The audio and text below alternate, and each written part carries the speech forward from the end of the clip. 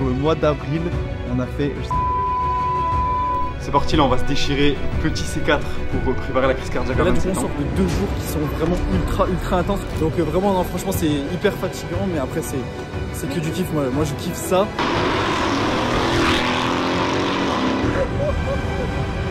Parce que j'ai fait une intoxication au CO2 et je suis tombé dans les pommes.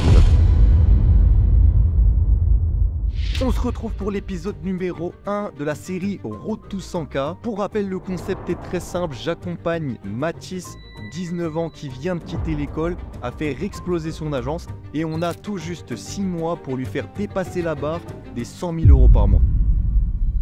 Dans cet épisode, on va te raconter tout ce qui s'est passé pendant le mois numéro 1. Et on va t'annoncer les résultats de Mathis.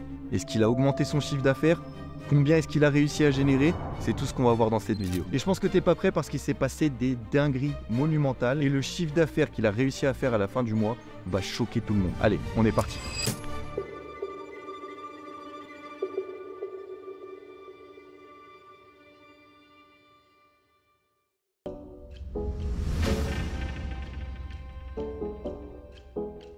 Bon, du coup là, dimanche matin, on vient de terminer du coup une petite séance de 2 heures à On Air avec le frérot le plus solide de France. Ensuite, on a fait un petit run du coup de 10 km qui est bien passé tranquillement. Et là, ce qu'on fait, c'est qu'on va aller manger chez Jiraya, un client qu'on a eu ensemble en plus, mon pote. Ouais, c'est bon. Et on va aller se régaler pour après tourner le premier épisode du coup de Road to... Ah, ça c'est dit. Je me suis posé au cowork, je vais bosser. J'ai une vue de fou où il fait giga beau, il doit faire 25 degrés plein soleil. J'attends Mathis pour la session de l'après-midi de consulting que je vais vous filmer aussi. De toute façon, je vais vous parler un peu plus en détail du format Road to 100K que je vais faire avec lui. Mais là, je vais me poser, je vais bosser. Et puis je l'attends, j'ai à peu près 1 heure de taf, donc on va essayer d'en faire quelque chose. Bon, du coup, là, ce qu'on a fait, c'est qu'on lui a créé un petit espace avec énormément de choses, des petits devoirs qui sont ici. Ouais, il a des devoirs, il retourne à l'école, il vient de la quitter pour la retourner. J'ai arrêté l'école, mais du coup je vais y retourner aussi rapidement. Voilà. On lui a créé des petites to-do list sympathiques, comme vous voyez là. Ça va être sympa. Il va y avoir des devoirs, il va y avoir des gros devoirs, donc du coup on va adresser ces piliers là, de toute façon vous le verrez. Mais il a déjà des devoirs, c'est un tableau de suivi de trésor. Hop, il a déjà un tableau de suivi de trésor à remplir. Et ça va être bien compliqué parce que je sais pas ce que c'est. Alors du coup ça, on était au coworking à Bordeaux et c'était notre première séance de consulting. Et c'était une séance qui était intéressante puisqu'on a posé vraiment les bases. Et il y avait plein de trucs en fait où je pensais pas qu'ils partaient d'aussi loin que ça en fait. Et je me suis dit bon ok, le frérot il fait vraiment des trucs très cool, c'est-à-dire que ça commençait à avoir de l'attraction, etc. Parce qu'on avait commencé à travailler ensemble avant de tourner cette première session de consulting. Donc je savais qu'il y avait de l'attraction, que son business commençait à ressembler à quelque chose, je savais qu'il y avait de la structuration à faire, mais je ne m'attendais pas à ce qu'il y ait un trou de connaissances aussi gros, notamment sur des sujets comme gérer la trésor, etc. Trucs qui sont simples pour des entrepreneurs aguerris entre guillemets ou un peu plus d'expérience, mais qui pour lui étaient tout nouveaux. Du coup, on a dû tout mettre à plat lors de cette séance de consulting et c'était assez marrant pour moi de réaliser ça. C'était un très bon moment et ça commençait vraiment à accélérer, même à partir de ce moment-là, ce qui était assez ouf. Donc c'était un moment intéressant. Bon l'équipe, du coup, on vient de finir la première session avec ce zinzin. Il y a du travail, mais on est là pour ça. Ok, là il y a beaucoup de travail déjà de prévu là pour commencer. On est quel jour là? Mercredi. Mercredi donc. Vendredi, j'ai tournage à Colmar. Samedi, j'ai tournage à Angers. Dimanche, on a tournage ensemble. Lundi, j'ai tournage à Paris. Mardi, on a tournage ensemble. Mercredi, j'ai tournage à Bordeaux. Et jeudi, j'ai encore tournage à Paris. Frère, la misère. Ça bosse. Que ça bosse. Objectif 100K par mois. Bah, faut bosser pour ça, on va pas se mentir. C'est parti, là on va se déchirer petit C4 pour préparer la crise cardiaque à 27 ans. Pas une petite boisson de clochard ça encore.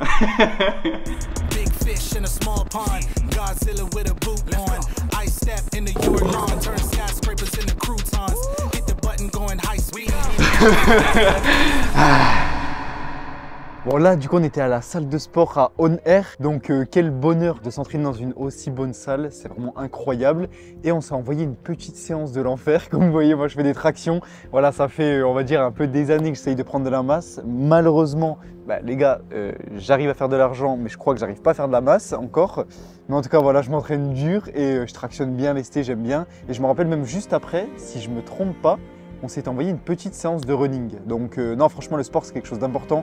Même moi, dans ma vie, je sais que là, j'ai de moins en moins le temps ces derniers temps avec la charge de travail que j'ai, mais c'est hyper important d'en faire. Et moi, je sais que c'est quelque chose que, dans ma vie, c'est le dernier truc que je supprimerai parce que pour moi, un bon entrepreneur est aussi un entrepreneur en forme et qui fait du sport. Et c'est très compliqué de ne pas avoir les deux dans la vie, quoi. Pilier numéro 1, finance et juridique. Le constat de base, c'est qu'il n'y avait pas grand-chose niveau financier et juridique. Tu n'avais pas de tableau de suivi de commande, tu n'avais pas de suivi de trésorerie, tu n'avais pas toutes ces choses-là, tu n'avais pas forcément de contrat mis en place avec tes clients. Il n'y avait pas trop de process par rapport à ça. Alors, ouais, il n'y avait pas grand-chose en place en soi parce que aussi quand on passe de freelance à agence, il y a plein de choses qui évoluent, je pense. Il faut que ça évolue bien et en vrai, je ne le faisais pas forcément évoluer parce que je ne savais pas comment on faisait. Première chose qui a été mise en place, c'est les contrats. En vrai, c'est hyper important. Moi, j'en mettais au début. Après, j'avais eu la flemme. Franchement, vraiment, c'est une question de flemme parce que ça prend 5 minutes de plus de faire signer un contrat à un client. Les devis, je les faisais vraiment en 2 minutes vu que j'ai créé tout simplement des templates de service. J'avais 3, 6 ou 10 vidéos, donc ça ne changeait jamais. Donc mes devis, vraiment, j'avais juste à rentrer le service, c'était toujours le même prix, toujours les mêmes prestats. Il n'y avait rien qui changeait, rien de sur mesure, pas de sur mesure du tout. Ça m'a fait gagner un temps de ouf. Ensuite, suivi du tableau de trésorerie. Ça, c'est un truc que je connaissais pas du tout et que j'avais pas du tout mis en place. Et c'est un truc qui est hyper important en vrai. Et même, je le conseillerais même à un freelance. En fait, ça dépend si tu commences à avoir des charges, un peu des dépenses. Mais ça permet d'avoir un peu une vision globale sur, ok, qu'est-ce qui sort, qu'est-ce qui rentre. Et aussi, mine de rien, des fois, on ne s'en rend pas compte, mais ça te permet de voir aussi sur ce qui sort, et d'où ça sort et d'où ça vient, en fait, ce qui sort. Parce que des fois, tu vas te rendre compte que tu as peut-être énormément de dépenses dans un truc où tu pourrais largement réduire. Et des fois, tu vas te rendre compte en fait que peut-être tu pensais que tu avais beaucoup de dépenses, par exemple, dans du montage, alors qu'au final, peut-être pas vraiment par rapport à l'importance du sujet. En gros, pour une entreprise, et surtout une entreprise comme ça où il n'y a pas de levée de fonds, etc., l'état de la trésorerie à un instant T, c'est ce qui te permet de connaître la santé même de ton entreprise et ta capacité d'investissement. Il faut rebosser pour aller signer les contrats ou alors si tu es entre guillemets un peu tranquille parce que tu as déjà signé assez de contrats. Ouais. Même si ça n'existe pas. Mais voilà, ça permet d'avoir une vision beaucoup plus claire et beaucoup plus statistique à chaque instant de ce qui se passe financièrement dans l'entreprise et ça, c'était un truc à mettre en place. Ouais. Et aussi, ça a été de plus en plus important parce que je commence à avoir logiquement du coup un petit peu plus de dépenses. Logiquement, ce qui va avec le chiffre, même si en vrai, j'ai une très bonne marge toujours et j'ai pas énormément de dépenses en vrai, mais avec le montage, avec quelques prestats, avec quelques recrutements qui commencent, je pense que c'est important d'avoir ce tableau pour, comme Clément il a dit, voir la santé un peu de la boîte.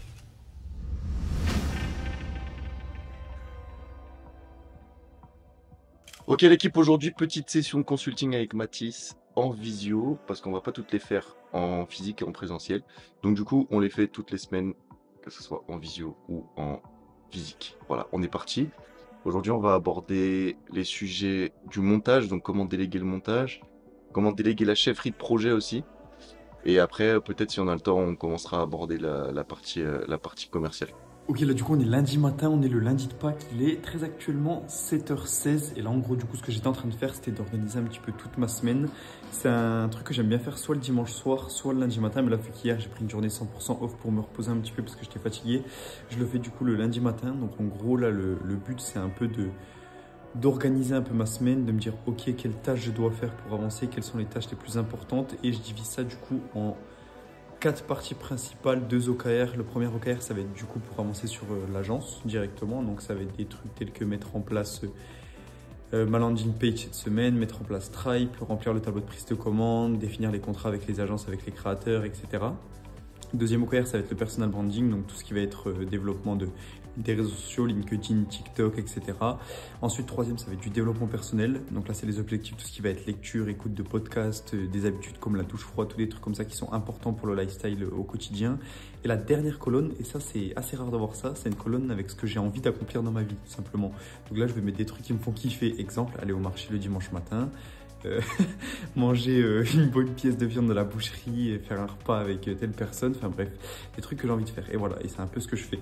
Du coup, le lundi matin pour organiser ma semaine et je fais tout ça sur Notion directement. Donc c'est comme ça que ça se structure. Tac, je mets des petites listes, etc.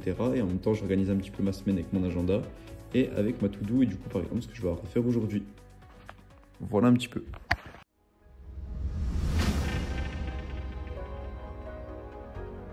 Ok, donc là aujourd'hui on est en début de semaine, on est le lundi 8 avril. Donc on commence une grosse semaine directement avec un premier tournage. Donc là, tac, je suis en direction. Donc là, premier tournage cet après-midi avec Père et Fiche. Un beau tournage qui se lance avec des concepts qui sont vraiment très sympas. Et j'ai hâte de vous montrer ça. Mais voilà, donc tournage Père et Fiche. Demain on est encore sur Paris pour 2 tournages, un le matin, un l'après-midi. Avec 10 vidéos le matin, voire plus, et 10 vidéos l'après-midi. Donc on charbonne pas mal là. Il fait beau, donc ça fait plaisir. Et c'est parti pour le tournage. Je vous dirai, si j'y pense, après comment ça s'est passé. Voilà. Ok, du coup là on sort d'une petite journée de tournage avec... C'est qui toi? Avec Père et Fiche. On a bien tourné, du coup, tu penses les vidéos elles vont être comment là? Les vidéos prochaines qui arrivent? Bah, elles vont être assez fantastiques. Assez fantastique. En vrai, je pense qu'on est sur du... Là, sur la création de contenu d'un point de vue niveau marque en France, je pense qu'on est sur du jamais vu. On est sur du jamais vu là. Ah, là, on est sur des kidnappings, des prises d'otages, de la séquestration. Ouais. Genre, il y a vraiment plus rien qui va. Ouais, vraiment, je pense en termes de contenu TikTok, on peut très difficilement, en tout cas avec les moyens qu'on a, on peut pas aller plus loin, genre. En mode sans mettre plus d'argent quoi. Mais du coup voilà la petite séance de sport avec le frérot qui est dopé les gars, si jamais. il a trop de somme parce que je l'ai détruit. C'est important à préciser. Attention, je ne les ai pas écrasés. Parce qu'en fait Alex, ça depuis qu'il est là à Dubaï, en gros il a découvert des substances qui lui font sortir de son corps, genre. Les gars, si vous voulez perf comme moi au sport, mangez du Père et Fiche. Vraiment. C'est ça le secret. Burger de poisson matin, midi, soir. Boum, ça envoie à 160 au squat. Et voilà, et là on va rentrer, on va aller parler un petit coup à Alex Hormozy là, qui nous attend à la porte. Et demain gros tournage aussi, ouais vraiment. Allez, ciao ciao, c'est une bonne journée qui se termine. L'équipe, je m'apprêtais à partir à l'aéroport et là il s'est passé une dinguerie. Je me suis dit allez, je vais aller checker le tableau de suivi de prise de commande de Mathis sur le mois d'avril. Donc on est là au tout début du mois d'avril. C'est-à-dire que là ça y est, on est au mois d'avril, il vient de taper le premier palier des 30K. Donc là, ce que je vais faire, c'est que je vais l'appeler en FaceTime. On va voir s'il répond pour lui annoncer « Oh frérot, est-ce que tu es au courant que tu viens de dépasser la barre des 30K par mois ?» On a dépassé les 30, t'es à 31. Je suis quasi sûr.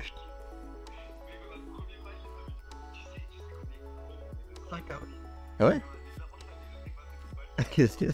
Mais mec, cette série, je pense qu'ils sont pas prêts. Ils sont pas prêts. C'est un moment très important. Je me rappelle exactement de la scène. J'étais au jardin public et j'avais 3 tournages ce jour-là. Et là, je mangeais du coup au jardin entre mes 2 tournages, on va dire un le matin et un en début d'après-midi. Et là, Clément m'appelle. Du coup, moi, j'étais en train de manger tranquillement un petit repas que je m'étais préparé parce que j'essaye de bien manger. J'étais sur un banc tout seul au soleil, tranquille. Et là, Clément m'appelle et il me dit qu'on a dépassé le premier palier. Sachant que pour moi, c'était un moment exceptionnel parce que j'avais jamais fait 30K. Mon record, j'étais à 20 les mois derniers. Donc vraiment, j'avais explosé. On était en début de mois parce que j'avais énormément signé. Donc c'était incroyable. Genre, c'est quand même un stade où, en fait, quand les objectifs sont tellement hauts qu'on ne se rend plus forcément compte. Mais 30K, ça reste exceptionnel et c'est un premier palier qui est hyper important dans la vie d'un petit freelance qui est en train de passer en agence. Donc non, franchement, j'étais hyper content. C'était une bonne surprise parce que moi, je rentre en gros ce que je fais en termes de chiffres, mais je regarde pas parce que en fait, j'ai même pas le temps. Du coup, je fais pas le point. Du coup, je savais pas du tout que j'étais aussi haut et du coup, incroyable. Donc très bonne nouvelle. Et à ce moment-là, je me rappelle, j'étais trop content et ça m'a donné un peu de la force, quoi, on va dire, pour attaquer les 2 tournages qui me restaient aujourd'hui parce que mine de rien, c'est fatigant, quoi. Pilier numéro 2, process et outils. Le constat de départ, donc au début de la série, au début du mois d'avril, c'est que tu avais quand même un certain process. Après, peut-être que c'était pas encore le meilleur process. Pour être très honnête avec vous, dans cet premier épisode, on n'a pas forcément énormément appuyé sur les process et sur les outils parce que tu étais déjà assez bien et que je pense que pour l'instant, tu n'as pas encore sujet à tout automatiser, etc. Tu n'as pas encore assez de flux clients pour se dire « Ok, putain, il faut que je travaille mes process et tout. Il faut que j'automatise tout. » Mais voilà, peut-être que tu peux expliquer ton process. Déjà, ça peut intéresser les gens. Ouais. Et expliquer peut-être du coup comment ça se passe maintenant pour gérer tes clients, quoi. Ouais, c'est ça. Bah, en fait, moi, j'étais dans une période où quand même en freelance, je commençais déjà à avoir pas mal de travail et j'étais tout seul. Donc, j'ai été obligé en vrai de processer au max pour pouvoir m'en sortir et avoir un minimum une vie à côté. même si j'en ai déjà pas beaucoup. Mais du coup, j'ai bien automatisé les process de base avant cet accompagnement-là. Mais en soi, mon process, il est simple. Avec mes clients, tout se passe sur... en gros, il y a deux plateformes. Tout se passe sur Notion. Au niveau des idées de vidéos, des scripts, de la livraison, du coup, ça va être relié à Drive. Mais bref, tout se passe quasiment sur Notion. Le client doit tout valider via Notion. Et au niveau de la relation client, c'est soit par mail, selon les clients, mais je favorise WhatsApp quand c'est possible. Du coup, mail ou WhatsApp. Et après, j'utilise des plateformes telles que Frame.io pour les retours quand il y a besoin. Abi, du coup, pour gérer ma comptabilité, mes devis, mes factures. Et Conto, du coup, qui est ma banque. Donc, en soi, tout est bien processé. Je pense que maintenant, quand on va se développer, il y aura des choses juste à peut-être automatiser. Ouais, là, c'était pas le pilier numéro 2, pour être honnête, c'était pas le pilier le plus, entre guillemets, le plus prioritaire. Sur ce mois 1, il y avait d'autres choses à régler, notamment comme on l'a vu avec le pilier 1 au niveau juridique et financier. C'était des choses urgentes. Là, on va commencer à faire plus de chiffres. Enfin, Mathis va faire plus de chiffres. Du coup, il va falloir qu'il commence à processer tout ça et on va rentrer potentiellement dans des automatisations, dans des process qui vont être différents. On va en parler avec le pilier numéro 4, la structuration. Mais avant, on va passer au pilier numéro 3.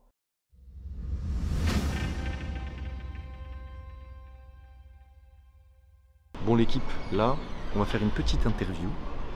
On a été invité chez Podspace. D'habitude, c'est moi qui paye pour avoir les studios et pour pouvoir faire des interviews. Là, cette fois-ci, c'est eux qui m'invitent pour m'interviewer, me faire un retour sur mon parcours. Ça va être pas mal. Donc on va vous filmer tout ça, ça va durer une petite heure, ça va être sympa. Oh my God, I'm just playing with them now, yeah. Oh my God, what she saying, say it loud, yeah. I can't respect it, I'm in the gym, but I am not flexing. Came from a Ford, I'm needing a Lexus. Shooting like Luke, I told him I'm next, shit. Ah ouais, ce moment c'était hyper bien aussi, c'était sur Paris, donc j'ai fait l'aller-retour sur Paris pour, vous allez le voir après, mais partir à l'étranger, du coup je revenais sur Paris et par la même occasion j'ai été invité à un podcast chez Podspace qui est une chaîne en fait de studios de podcast à louer, sauf que d'habitude c'est moi qui loue les podcasts, enfin les studios de podcast pour enregistrer des podcasts pour moi, créer du contenu et cette fois-ci c'est Podspace qui m'a interviewé en tant que créateur de contenu pour me demander les tips, etc. Donc c'était marrant de tourner un podcast chez Podspace qui est normalement le studio que je loue pour réaliser mes podcasts à moi. Et donc ils m'ont mis en avant à travers un podcast. C'est toujours intéressant. Moi, ce que j'aime bien faire, c'est accepter les invitations de podcast. Pourquoi ? Parce que ça crée toujours du contenu. Ça fait du contenu sur lequel on peut surfer entre guillemets, on peut en faire des petites vidéos, on peut réutiliser ça dans des posts, on peut condenser dans des shorts comme dans des posts LinkedIn à l'écrit, ce qui a été dit dans le podcast. Ça fait toujours un coup de com' et un coup de publicité d'apparaître dans un podcast. Donc j'adore faire ça et j'avoue que j'aime bien raconter mon histoire aussi, j'aime bien raconter mon parcours. Je pense que vous le voyez dans mes contenus et à travers Road to 100K avec Mathis. Donc partager et donner des conseils, je kiffe. Et quand on m'invite sur des podcasts, j'y vais avec grand plaisir toujours. Bon, c'est officiellement la fin du coup de la journée du mardi. Donc hier, tournage Périfiche, ce matin, tournage pour la formation de Alex Raffetin le frérot. Et là, tournage Frank's, une chaîne du coup de hot dog, de restauration, un restaurant qui est super génial. Le tournage s'est super bien passé, donc c'était vraiment très cool. Et entre hier et aujourd'hui, j'ai produit du coup plus de 30 vidéos quasiment. Donc vraiment, non, franchement, c'est hyper fatigant, mais après, c'est que du kiff. Ouais, moi, je kiffe ça. Mais c'est vrai que c'est la fast life comme gars. Là, on est à la Défense, on a le train à Montparnasse dans 1 heure. Du coup, on va se dépêcher pour y aller. Et voilà, et ça fait plaisir. Tant qu'il y a du tournage, ça veut dire qu'il y a du travail. Là, on est à l'aéroport. Nous partons en Australie. On a 24 heures de vol. Ça va être un carnage. Surtout que j'ai pas assez d'argent pour me payer une business class. Donc, je me retrouve en économie pendant 24 heures, donc vivement que j'ai de l'argent. Donc là pendant 2 semaines, je vais bosser directement depuis l'Australie, toute la côte est de l'Australie. Donc je vais quand même travailler, mais je vais aussi bien profiter, ça va être pas mal.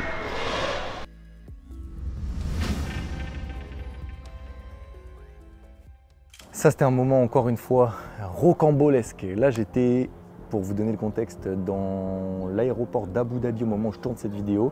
Je me faisais un peu chier, j'avais une escale pour arriver jusqu'à Sydney parce que comme vous allez le voir, je vais rejoindre ma petite sœur à Sydney en mode vacances, un peu à moitié travail, etc.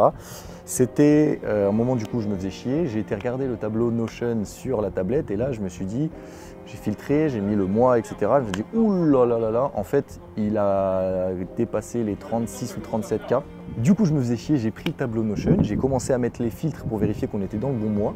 Et là, j'étais extrêmement surpris, j'ai vu qu'il avait dépassé, je crois, 35 ou 36K. Je me suis dit, mais attends, déjà en plus, il ne met pas à jour son tableau de suivi de commande, à chaque fois, c'est à moi de lui taper dessus, entre guillemets, pour qu'il le mette à jour. Ça veut dire que là, il a forcément dépassé les 40K. Pour rappel, on est dans le premier mois, premier épisode. Et à ce moment-là, on est au milieu du mois. Je suis en plein milieu de l'aéroport d'Abu Dhabi. Et je me dis, mais c'est pas possible, il n'a pas déjà dépassé 40K.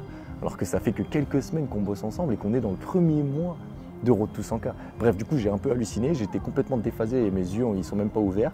Mais voilà, moment de réalisation, je me suis dit, putain, là, la série prend une autre tournure. Et aussi, c'était le début d'une des premières difficultés dans cette série Road to 100K, puisque pendant 2 semaines, j'étais à distance avec Mathis. On n'a pas pu faire les points en physique, alors que c'est là où on apprend le plus et c'est là où on avance le plus. Donc, c'était la première difficulté de ce parcours. Donc, c'était un moment un peu charnière de cette série. Ouais. Je voulais profiter d'être posé à l'aéroport pour te faire un petit update de où est-ce qu'on est dans cette aventure Road to 100K. Actuellement, on est le 12 avril, entre le 12 et le 13 avril. Du coup, tu l'as vu, je pars en Australie voir ma petite sœur pendant quelques semaines, mais je vais quand même bosser de là-bas et on va quand même faire les points de consulting avec Mathis pour qu'il avance. Le 5 avril, il a dépassé la barre des 30K. Je n'ai pas vu son tableau de trésorerie, il ne l'a pas mis à jour, mais il y a fort moyen que cette semaine, parce que ça fait depuis une semaine que je ne l'ai pas eu en termes de suivi, qu'il ait dépassé les 40K. Donc je n'ai pas regardé son tableau de trésorerie, je vais lui demander de le mettre à jour, mais je pense qu'il y a moyen qu'il ait dépassé les 40K, donc ce serait extraordinaire parce que ça voudrait dire que, en gros, dès le premier mois, et même dans les 2 premières semaines du premier mois de cette aventure Road to 100K, il a dépassé 2 paliers. Donc ça voudrait dire qu'il aurait droit à 2 surprises. Et s'il a dépassé les 40K, magistral. J'appellerai en Australie et on fêtera ça depuis l'Australie.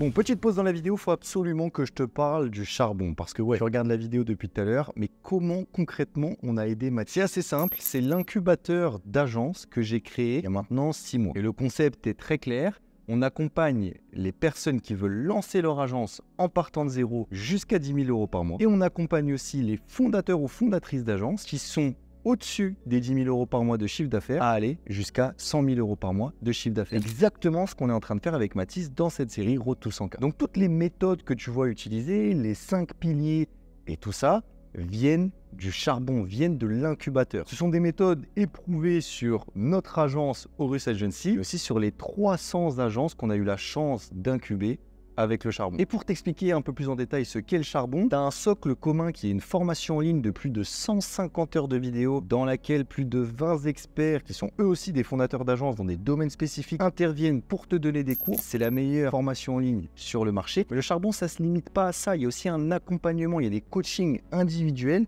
exactement comme tu peux le voir lors de nos sessions de consulting avec Mathis. Donc, notre objectif, c'est de devenir vraiment une école des agences et on est en train de signer des partenariats avec de très grosses entreprises et potentiellement des écoles de commerce. Chaque mois, on organise des appels de sélection puisqu'on laisse rentrer à peu près une vingtaine de personnes pour être incubées pour qu'on les aide. T'imagines bien qu'on ne peut pas coacher tout le monde, ça serait trop compliqué. Donc tu verras dans la description un petit lien qui te redirigera vers un appel de sélection. Si jamais il y a encore des créneaux, ça veut dire qu'on a encore des places pour l'incubation sur ce mois. Donc dépêche-toi, va checker ça et si le charbon t'intéresse, tu discuteras avec un membre de mon équipe qui t'expliquera tout sur tout. Allez, on retourne à la vidéo.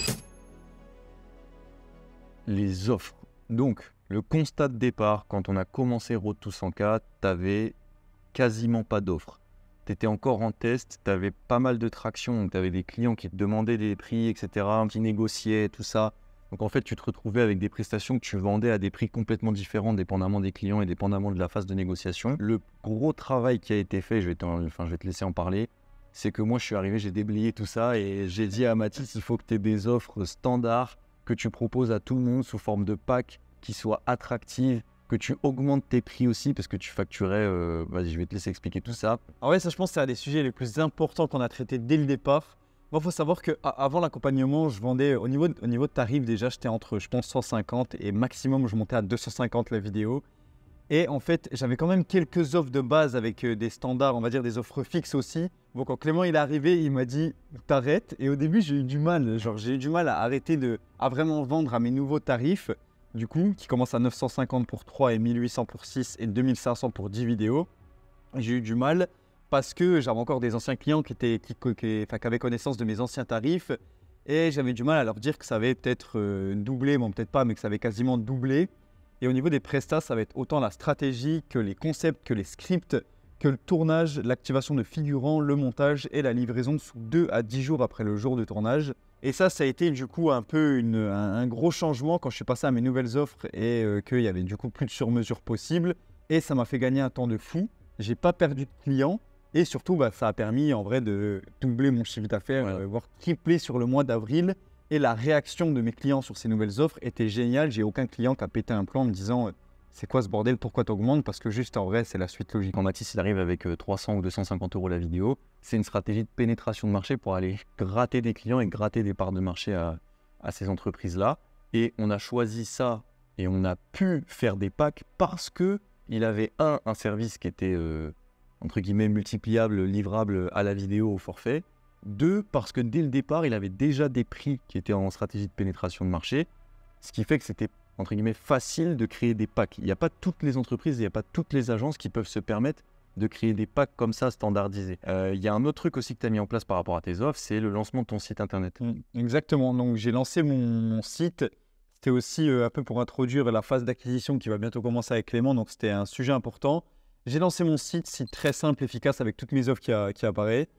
Et en vrai, j'ai déjà des bons retours et surtout, c'est le site un peu qui va nous permettre de lancer l'acquisition pour prendre des rendez-vous avec moi, etc. Donc, on l'a pas encore beaucoup poussé parce que c'est pas encore en place l'acquisition, etc. Mais ouais, lancement de mon site qui se passe plutôt bien avec des exemples et encore une fois, mes offres qui sont détaillées pour prendre rendez-vous.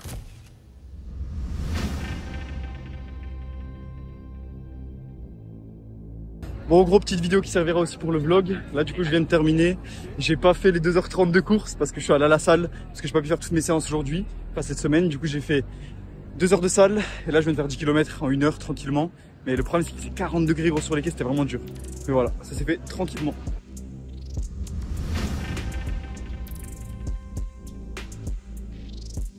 Et voilà, nous sommes à Sydney. Derrière moi se trouve la cathédrale des enfers qui fait que de sonner, on s'entend plus parler. En tout cas, c'est stylé, hein, ça change de la France. Il fait beau, carrément, je dois mettre des lunettes de soleil. L'équipe, on ne loupe jamais les calls de consulting. Je suis en plein milieu de la jungle bizarre, un peu tropicale en Australie, pardon, je vais y arriver. Il est 17 h ici, 9 h en France. On a call de consulting, comme je disais avec Mathis, on ne les loupe jamais. Donc je vais faire mon call comme ça dans la jungle, c'est une dinguerie. Je suis à 2 doigts de me faire bouffer par un espèce de serpent ou un koala énervé. Là, il y a des koalas énervés apparemment ici. Bref.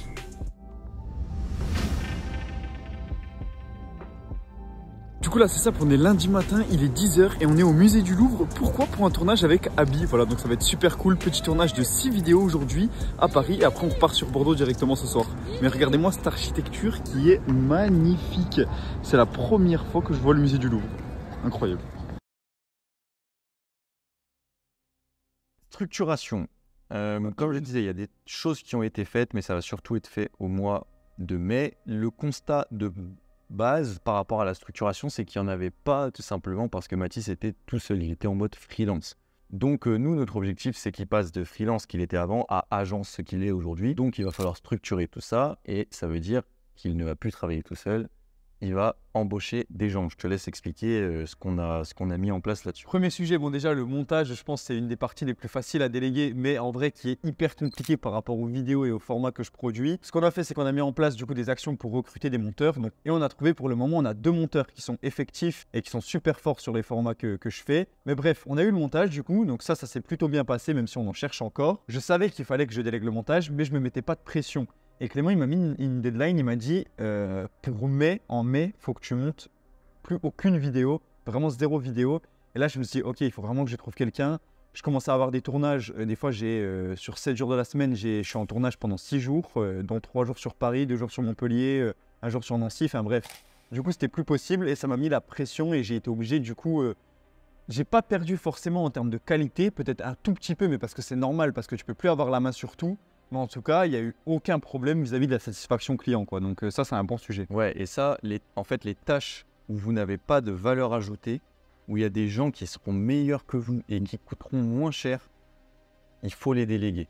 Donc c'était une des premières tâches à déléguer dans le sujet structuration, parce que Mathis passait beaucoup trop de temps à faire du montage vidéo, de la post-production, alors qu'il n'a aucune valeur ajoutée là-dessus. Il y a des monteurs qui sont bien meilleurs que lui, qui vont bien plus vite que lui, et qui au final lui coûtent pas si cher que ça, par rapport à ce que lui, il vaut en termes de temps horaire. Donc, c'était logique et c'est comme ça qu'on prend la décision de déléguer une tâche. Exactement. Ensuite, deuxième recrutement, on va dire, j'ai fait rentrer du coup Clarisse dans l'agence qui est ma sœur, qui se charge, on va dire, pas à 100%, mais pour le moment déjà pas mal de toute la partie créative.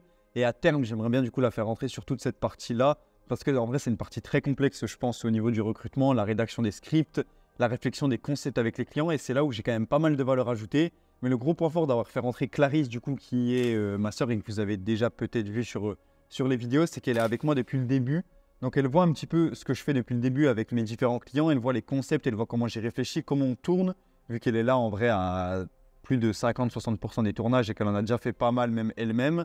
Donc ça c'est cool et c'est un sujet qui est hyper important et j'essaie de la mettre de plus en plus sur les clients avec les concepts, les scripts, etc. Et ça me fait aussi gagner un bon temps. Ouais. On est en train sur le mois de mai, on vous en parlera à l'épisode 2, de recruter un ou plusieurs chefs de projet qui vont pouvoir s'occuper des projets clients, donc être en contact, l'interface directe avec les clients, faire l'idéation des créas, envoyer Mathis sur le tournage, gérer les monteurs justement pour la post-prod, gérer les retours vidéo, etc.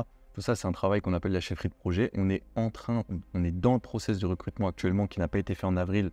On a fait les monteurs en avril, là on va faire la chefferie de projet en mai.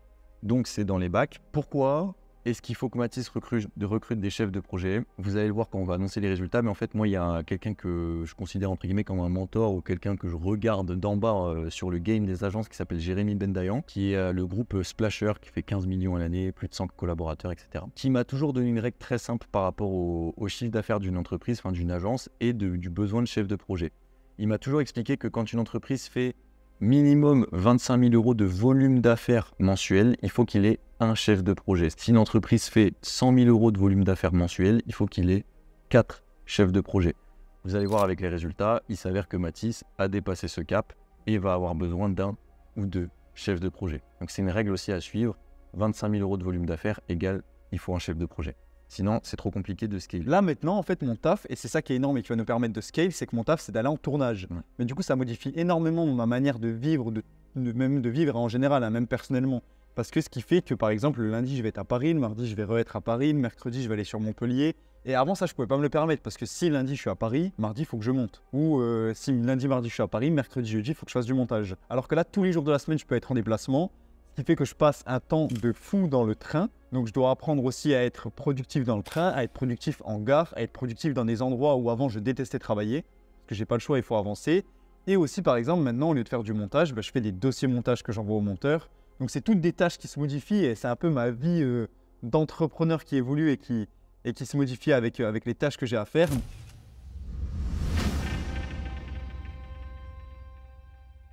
Là, on est actuellement jeudi aujourd'hui. On est jeudi, c'est exactement ça. Et une journée riche en signatures, très riche, une énorme semaine là encore. C'est en termes de charge de travail, c'est assez aberrant. Alors que j'ai délégué le montage, parce que forcément j'ai délégué le montage, donc je me rajoute du travail sur les autres fronts, on va dire. Mais du coup, aujourd'hui, petit restaurant signé 10 vidéos, 2500 €. Petite boîte signée 10 vidéos, 2500 € pour de l'ADS. Client renouvelé, 1500 €. Donc petite journée à... Attendez, parce que du coup j'ai arrêté l'école un peu trop vite.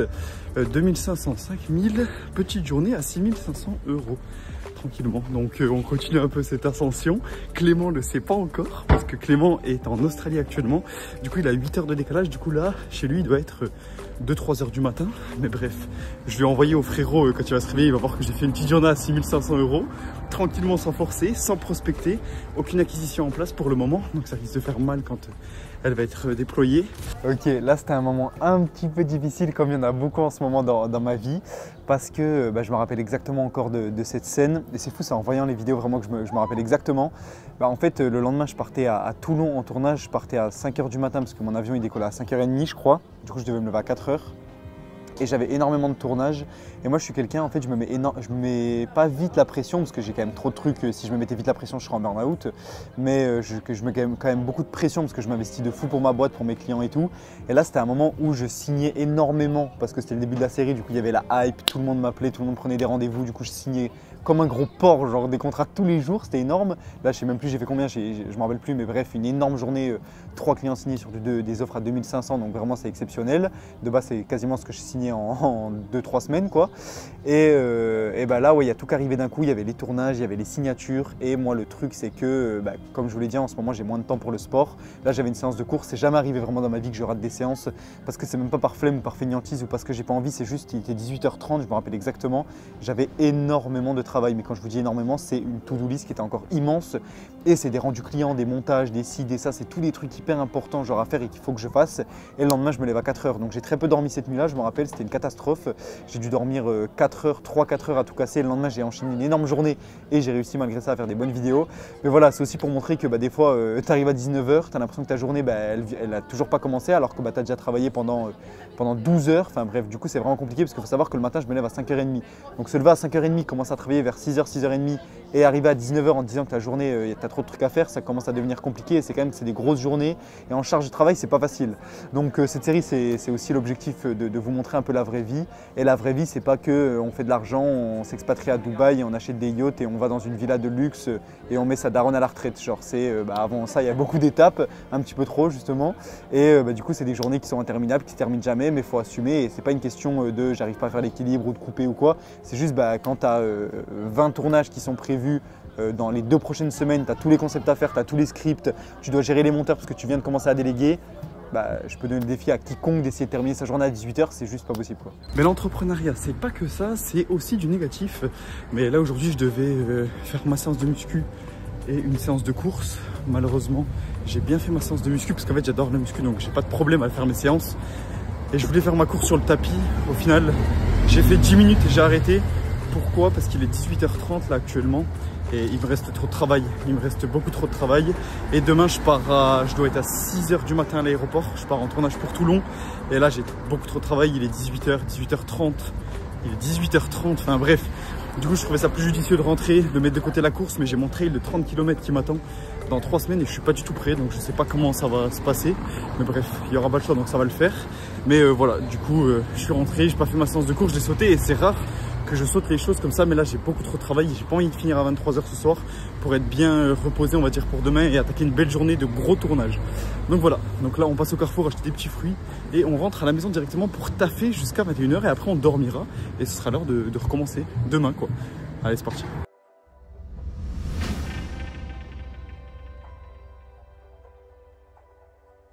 Bon l'équipe, petit message d'inspiration. Regardez où je suis, on est le mardi 24 avril. Techniquement, je devrais être en train de bosser, mais non, je suis là en vidéo en Australie, dans les îles Whitsunday. Et je fais cette petite vidéo, je voulais quand même m'arrêter parce que je voulais t'inspirer, tu vois. Pendant cette série Road to 100K, l'objectif c'est de t'inspirer.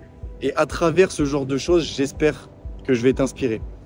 Ce que je veux dire, c'est que là, on est un mardi, en plein milieu du mois d'avril. Techniquement, je devrais être derrière mon bureau en train de bosser. Et c'était le cas il y a 2 ans, lorsque j'ai monté Horus, mon agence, je travaillais comme un fou. Mais ce que cette vidéo veut dire et ce que je veux te dire, c'est qu'il ne faut jamais lâcher les bras et continuer à bosser. Parce qu'en fait, j'ai bossé comme un ouf pendant 2 ans. Aujourd'hui, mon agence tourne toute seule. Elle a été revendue. Donc, tout marche, tout fonctionne. On n'a plus besoin de moi opérationnellement. Et pourtant, je gagne encore ma vie grâce à cette agence. Parce que pendant 2 ans et demi, j'ai charbonné comme un ouf. Et avant, je ne pouvais pas me payer ce genre d'excursion, je ne pouvais pas me payer ce genre de folie en fait. Partir en vacances quand je voulais, à l'autre bout du monde, etc. dans des endroits paradisiaques. Et aujourd'hui, je peux parce que j'ai bossé comme un ouf pendant plusieurs années. Et peut-être que pour toi aussi, ça sera le cas. Ça va peut-être te prendre plusieurs annees. Peut-être que si tu es chanceux, chanceuse, ça te prendra quelques mois seulement. Mais ce que je veux te dire et ce que je veux te faire passer par cette vidéo, c'est bosse. Bosse comme un acharné, comme une acharnée, et tu verras, tu pourras t'offrir ce genre de choses. Alors oui, j'ai peut-être pas de Patek au poignet, je roule peut-être pas en Ferrari, pas en Lamborghini, etc. Mais je pense qu'il n'y a rien de mieux de pouvoir s'offrir ce genre de liberté, pouvoir partir à l'autre bout du monde quand tu as envie de partir à l'autre bout du monde, pouvoir explorer ce genre d'endroit, parce que je pense que le but de la vie, c'est aussi d'explorer un maximum d'endroits, en tout cas c'est comme ça que je le vois.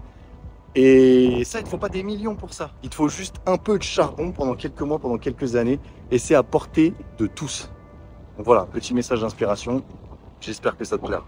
À ce moment-là, on est au Whitsunday Island, donc c'est un endroit paradisiaque sur la barrière de corail en Australie qui est l'une des 7 merveilles naturelles du monde, donc c'est un des plus beaux endroits au monde. Sable blanc, la mer magnifique, l'eau bleue transparente, translucide. cadre de rêve. Et à ce moment-là, je marche tout seul sur la plage et je me dis, putain Clément, en fait, tu as énormément de chance d'être là. Tu as énormément de chance d'être là. On était un mardi, je m'en rappelle, et ça m'a matrixé. C'est pour ça que vous l'entendez dans la vidéo. On était un mardi, je réalisais, je me disais, attends, on est mardi, il est 14h et moi je suis en plein milieu des Whitsunday Islands en train de marcher dans un cadre paradisiaque, alors qu'il y en a, c'est con, mais il y en a qui se font chier au bureau parce que malheureusement, ils n'ont pas le choix que de travailler et ils ne travaillent même pas pour eux. Et je me suis dit quand même, en 2 ans et demi, 3 ans, tu t'es quand même créé une vie qui te permet d'avoir cette liberté-là. Alors comme je le dis dans la vidéo, je ne suis pas plein de Patek ou de Richard Mille, voilà, j'ai pas forcément des millions et des millions, mais rien que le fait de pouvoir s'offrir cette liberté, de partir à l'autre bout du monde et de ne pas se soucier de ce qui se passe en France, je me dis c'est hallucinant. Du coup à ce moment-là, j'ai pris mon téléphone et j'ai fait la petite vidéo que vous avez vue, qui j'espère en motivera plus d'un. Pilier numéro 5 et dernier du coup, qui est le pilier d'acquisition. Je rappelle 2 choses. Pilier d'acquisition, il y a 2 tenants et aboutissants. Il y a le premier qui est l'inbound et le deuxième qui est l'outbound. L'inbound, c'est tout le contenu que Mathis va créer, que ce soit dans Road to 100K ou par rapport à lui-même, par rapport à ses réussites clients, etc., qui font que ça va nourrir sa personal brand, donc sa marque personnelle, et que les gens vont venir le contacter pour bosser avec lui. Donc ça, c'est l'inbound, c'est créer du contenu pour que les gens viennent te contacter pour bosser avec toi. Tu attires des leads. Et il y a la deuxième partie qui est l'outbound. Et l'outbound, c'est de la prospection. C'est toi qui vas chercher les leads. Donc, cold calling, cold emailing, cold messaging sur LinkedIn. Tu vas chercher les gens pour acquérir les leads par toi-même. Ce qu'il faut savoir, donc constat au début du mois d'avril, c'est que, et c'est toujours le cas à l'épisode 1, au moment où on tourne ça, tu n'as pas d'outbound. Donc, l'outbound est inexistant. On en parlera sur l'épisode numéro 2 puisqu'on va mettre ça en place avec le recrutement d'un commercial qui va avoir pour unique rôle de faire de la prospection pour Mathis pour le faire littéralement exploser. Ça sera sur le mois de mai. Pourquoi est-ce qu'on n'a pas activé l'outbound directement sur le mois d'avril? Parce qu'on avait besoin justement, comme on l'a vu au pilier d'avant, de structurer l'activité de Mathis avant qu'il bombarde entre guillemets avec l'outbound, parce qu'il y a potentiellement énormément de leads et énormément de contrats qui vont rentrer. Vu qu'on a fait des offres hyper attractives, vu que tu es super bon, etc. dans ce que tu fais, ça aurait été risqué de ne pas structurer l'agence avant de faire de l'outbound parce que sinon il y aurait une évolution trop rapide et tu te serais cassé la gueule. L'objectif du mois numéro 2, de l'épisode numéro 2 de Road to 100K, ça va être de bombarder en outbound pour le faire exploser. On vous en parlera à l'épisode 2, restez branchés. Par contre, il y a quand même des choses à dire niveau inbound. Tu utilises LinkedIn à merveille, je te laisse expliquer. Yes, alors, bon, en vrai, j'ai pas forcément des stratégies pures sur LinkedIn, mais en vrai, ça marche plutôt bien actuellement ce que je fais. Et les résultats sont vraiment monstrueux en vrai, en inbound, du coup, sur LinkedIn. Je reçois énormément de messages et de demandes aux commentaires, en message privé. Tu peux quantifier ça, le nombre de... Tu postes combien, 6 fois par semaine? Ouais, de base 5 fois depuis 2 semaines, 6 fois par semaine maintenant. 6 fois par semaine, et combien de leads t'as entrant par semaine? En vrai, je pense que j'ai au moins de marques qui sont plus ou moins intéressantes du coup, mais je pense sans s'abuser que j'ai entre 3 et 5 demandes concrètes par jour. Ok, énorme, c'est énorme. En postant 5 à 6 fois par semaine, donc on voit que, et moi je le dis tout le temps, tu choisis un canal, et là c'est LinkedIn, et si vous avez une agence ou une activité de service, pour moi LinkedIn c'est the place to be. On poste, on est régulier, on travaille ses posts, et on a des résultats comme ça à 3 leads par jour déjà, même si tu prends la fourchette basse, 3 leads par jour, c'est énorme. Surtout que c'est des leads qui peuvent facilement être transformés. Donc, Vraiment, mais ça, peu importe le business, vraiment, c'est, je pense, le moyen le plus puissant. Et moi, c'est celui, en vrai, qui, je pense, à long terme, va nous faire exploser. Parce que vraiment, quand j'ai des posts qui pètent, je peux avoir, par exemple, en 1 heure, mais vraiment, c'est pas une blague. Et en plus, je trie pas mes relations, donc je pourrais en avoir plus. Mais je peux avoir 15 demandes de leads entrants en 1 heure, juste parce qu'un post, il a fait, ce qui n'est pas énorme, hein, mais il a fait 100 réactions. Et j'ai parlé de mon site, et j'ai 15 demandes de leads, 15 messages qui arrivent sur LinkedIn, ok, on veut travailler avec toi, on est intéressé pour cette offre, pour cette offre, pour cette offre, sachant que c'est des leads très chauds parce qu'ils ont mon site et ils connaissent mes tarifs. Du coup, c'est qu'ils sont prêts à payer mes tarifs c'est ça qui est fort sur et que je suis prêt à les signer dès demain, quoi. Et en fait, les leads qui rentrent de l'inbound sur LinkedIn, c'est des leads qui sont, comme tu le dis, très chauds parce qu'ils te connaissent aussi, ils sont attachés à ta personnalité puisqu'ils suivent ton contenu. Et donc, c'est hyper puissant. Pour conclure sur ce pilier, on va venir ajouter la brique outbound, mais déjà, la brique inbound est extrêmement bien partie puisque pendant tout le mois d'avril et même avant ça, tu as accéléré au mois d'avril, c'est ça qui est bien. Parce que la série est arrivée aussi, ça t'a donné un élan, mais tu vas continuer à publier sur LinkedIn comme ça de manière acharnée et l'inbound continuera à fonctionner. Donc on va garder cette brique-là. Et on va ajouter la brique outbound qui va venir aller chercher peut-être des clients un peu différents. Exactement.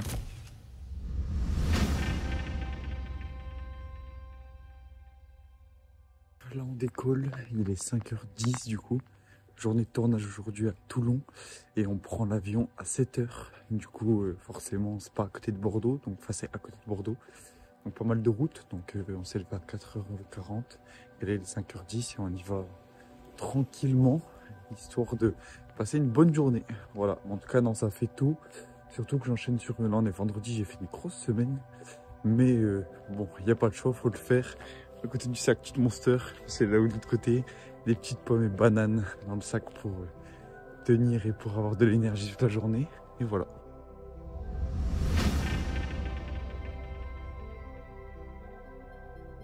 Bon du coup, comme vous le savez, je prépare un trail, c'est 31 km, 50% plage, 50% forêt le 25 mai.